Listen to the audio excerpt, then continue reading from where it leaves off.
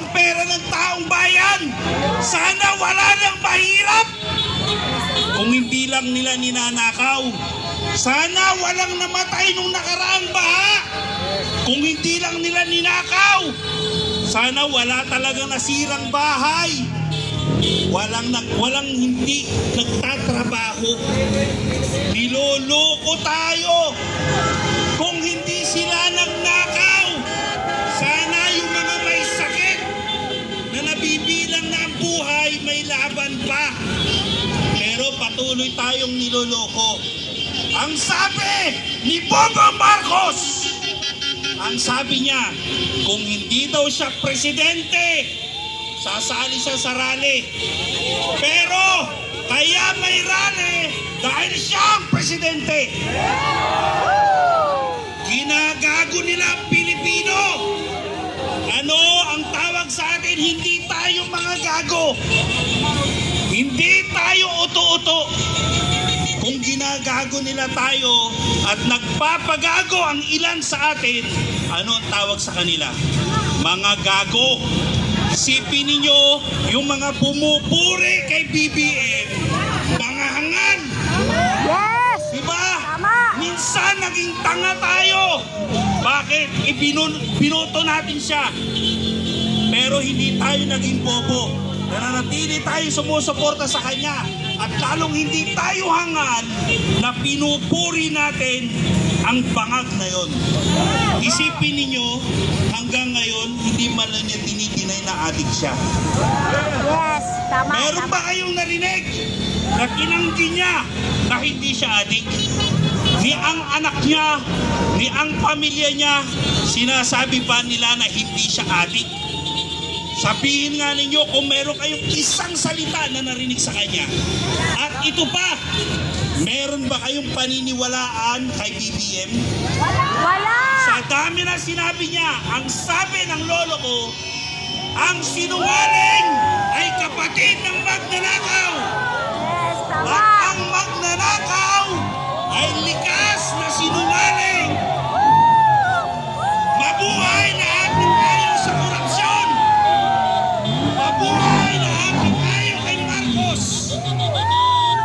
Alam niyo, kapag tinitingnan natin yung mga kabataan nating nahihirapan doon sa public school, kung hindi sila nagnakaw, sana ang ganda ng eskwelahan natin. Yes! Sana ang ganda ng edukasyon natin.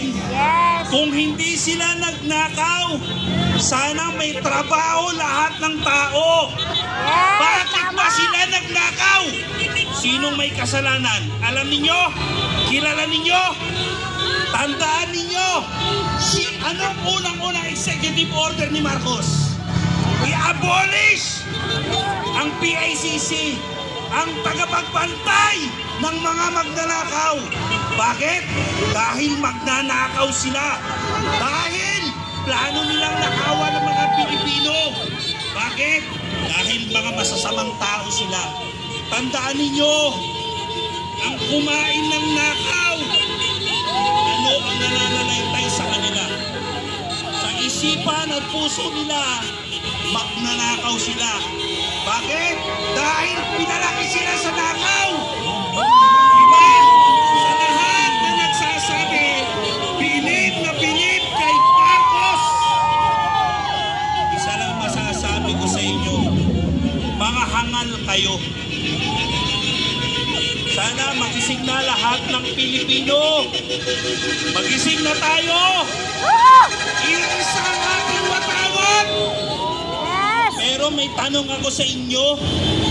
Sa inyong nagtataas ng watawat, tingnan ninyo ang watawat ninyo. Bakit hindi pa yan baliktad? Hindi! Baliktarin nyo na yan. Bakit? Ito ay digmaan ng mga Pilipino laban sa mandarambong. Bakit hindi pa yan baliktad? Natutuwag ba kayo? Ha? Natutuwag ba ang mga Pilipino? Hindi! Kung natutuwag kayo, masanay na kayo sa baha. Kung natutuwag kayo, masanay na kayo na ninanakawan.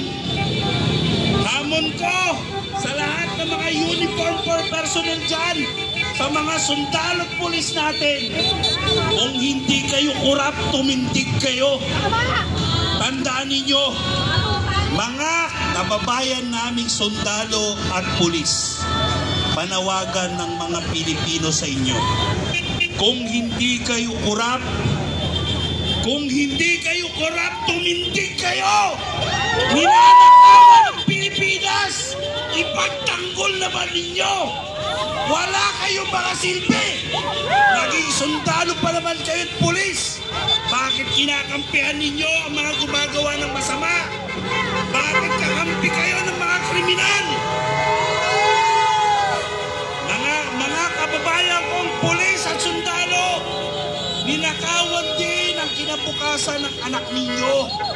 Ninakawan din ng kinabukasan ang mga susunod na henerasyon.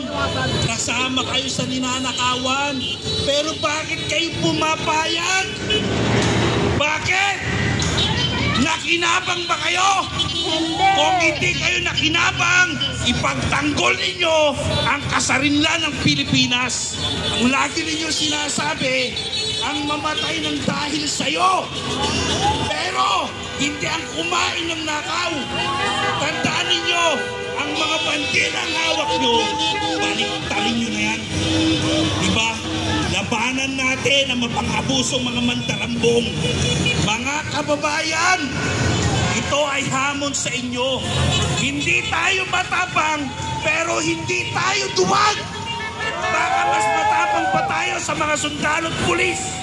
Bakit? Minamahal natin ang Pilipinas.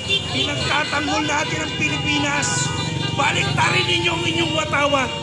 Maraming salamat sa inyo. Mabuhay ang sambayan ng Pilipino.